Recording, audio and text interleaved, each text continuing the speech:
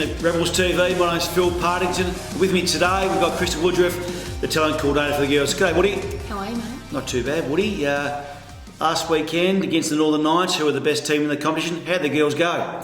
Yeah, look, I think the scoreboard didn't reflect how well the girls played on the weekend. Northern Knights, as you said, top of the ladder.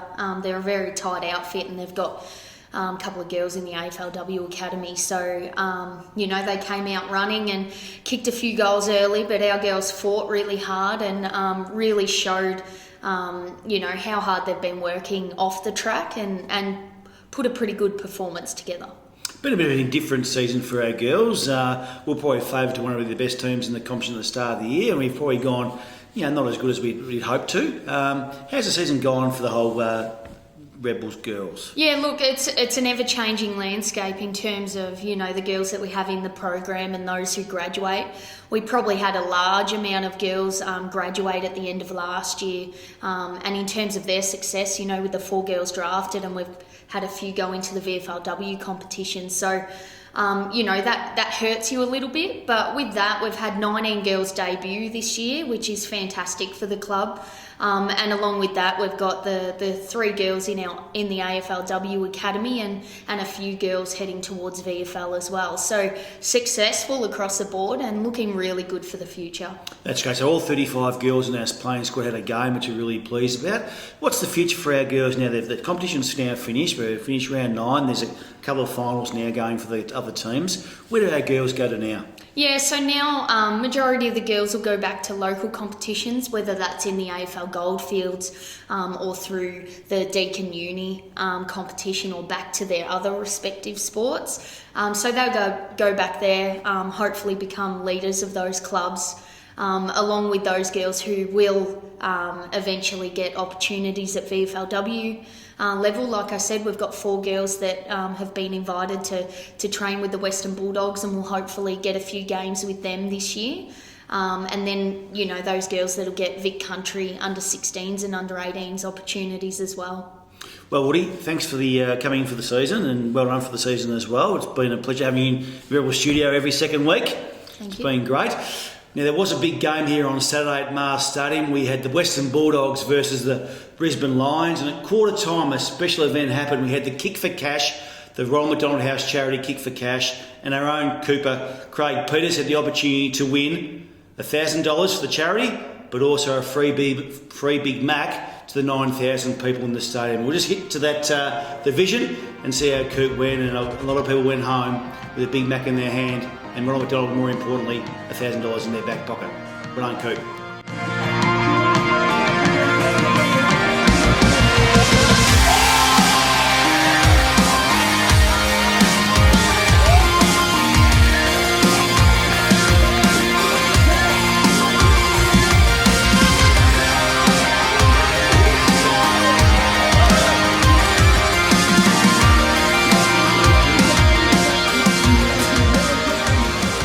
Rebels TV is proudly brought to you by McDonald's Ballarat, now with multiple stores around the wider Ballarat region. Mars, making more than just confectionery for more than 100 years. The Ballarat Yacht Club, a locally family-owned business and Ballarat's premier waterfront venue. Thrifty, with over 170 locations and over 17,000 vehicles, you'll be sure to find the right rental. Quest Ballarat, serviced apartment-style rooms offering relaxed and comfortable Ballarat accommodation. Rookie Me, an innovative online tool helping you determine and manage your athletic ability. And Ballarat Jaguar Land Rover, 2 great brands under the one roof. LMCT 10056.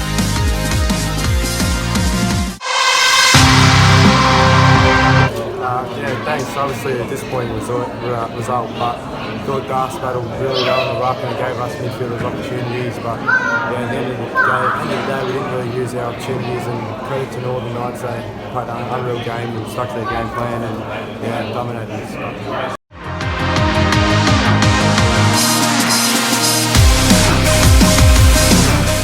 Welcome back to Rebels TV, and thank you to our valued partners that support our programs each week. Now we're talking to Marc Greig, the senior coach of the Rebels. G'day, Greggy. How are you, Pardo? Not too bad, mate. The weekend, the result didn't go our way. Talk us through the game. Yeah, no, we played Northern Knights this week, and They come out and I think they had the first couple of shots on goal and missed, fortunately. So it was the first time this season we actually kicked the first goal of the game.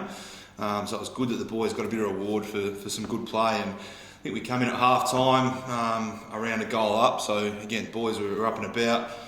We were going okay at that point. We certainly weren't setting the world on fire, but there's some good delivery inside 50. Stoppages were going okay.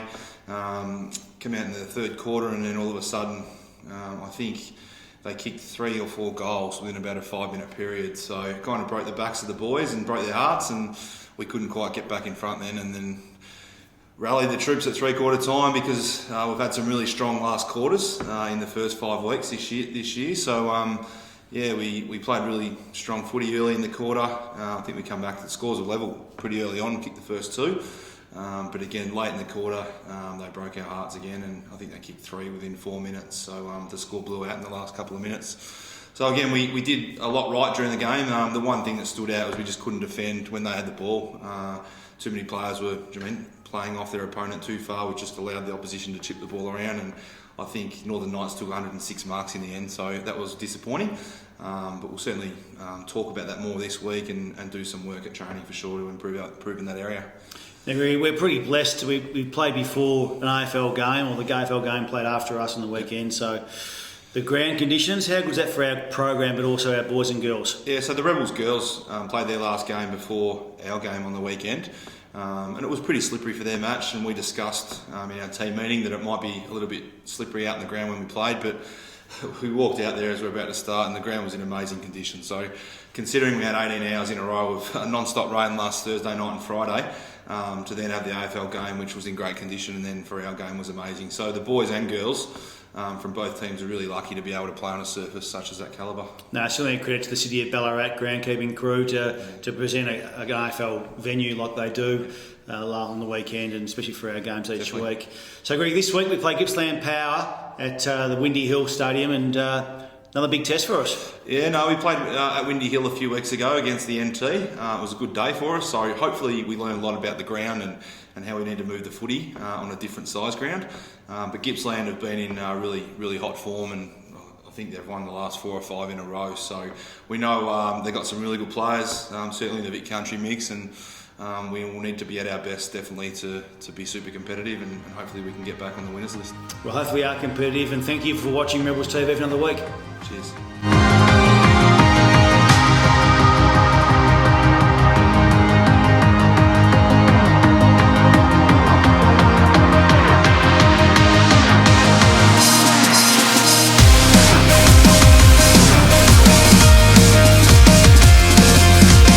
A FitZ Media production.